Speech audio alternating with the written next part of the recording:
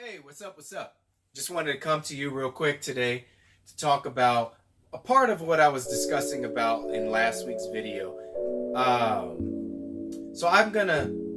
What I want to discuss is counting macros. So, what's the importance of counting macros? Well, counting macros will help you understand how much you are putting into your body approximately.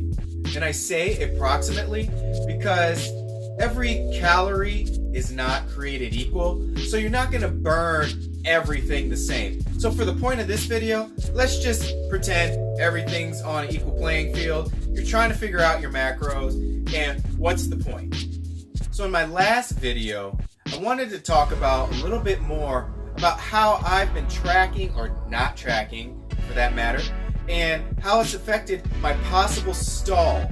So let me just say, on May 1st, I decided that I'm going to have a challenge for myself. Every month, I create a 30-day challenge and I see if I can keep up with it.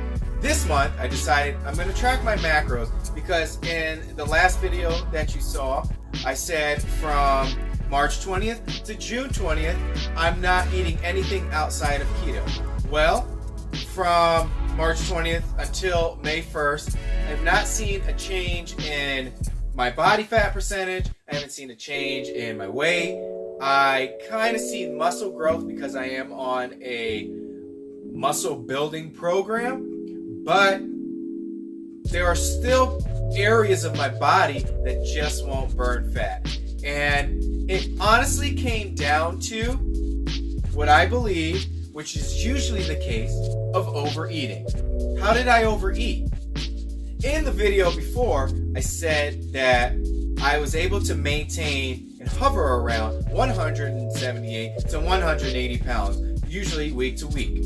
Sometimes I'd go up, sometimes I'd drop back down, depending on how active I was that week compared to the week before or the week after. That's where my weight would fluctuate. Now that I'm tracking, I've only been tracking for 1 week, and my weight has already dropped down 1.5 pounds, which is what you should expect when you start tracking your macros correctly. So for my macros, I didn't really dial it in to something specific. I had an idea. So I'm around 2,000 calories. I'm around 150 grams of fat. I'll do approximately 125, maybe 150 grams of protein, and 20 and under for carbs always. In the last week, I noticed easily that my lunches were huge.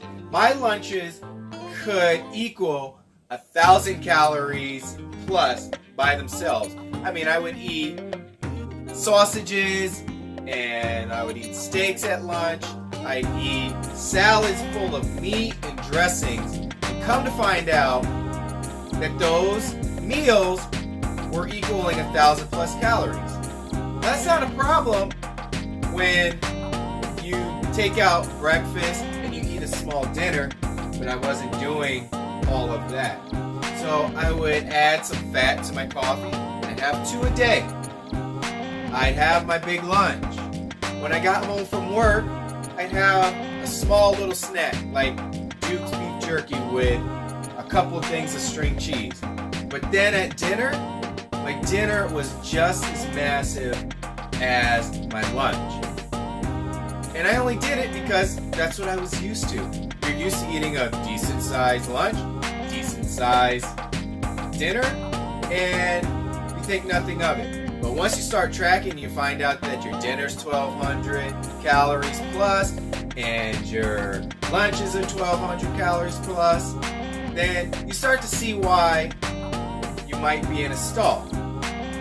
So the whole point of this video is, if you're not tracking right now, then maybe you should kind of start thinking about dialing it in a little bit just to see where you might be overeating. And I've recommended this to people who have DM'd me before to see why they might be in a stall, and most of the time that seems to be where it is, and it's usually the case for me, because after I finish tracking, I'll try to eat intuitively, and then after several weeks I forget portion sizes and what would be an appropriate amount of food without eating or eating too much, and then my weight will begin to creep up or to just maintain, and you start feeling soft and you're wondering why you're not always looking your best or performing your best, because oftentimes that's what we're looking for. We just want to look our best and feel our best, but we just aren't. So you look in the mirror, you're just not on point. So my recommendation, find your macros if you don't know them. Start tracking for a few weeks, see what happens, and then adjust in the future. All right? I thank you for watching John Eats Keto. And if you have any questions, let me know in the comments, and I'll try to get back to you as soon as I can with hopefully helpful, valuable answers. And if you like this video, give me a thumbs up.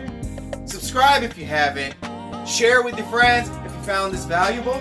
And I'll see you again next week on John Eats Keto. All right? Peace. Bye.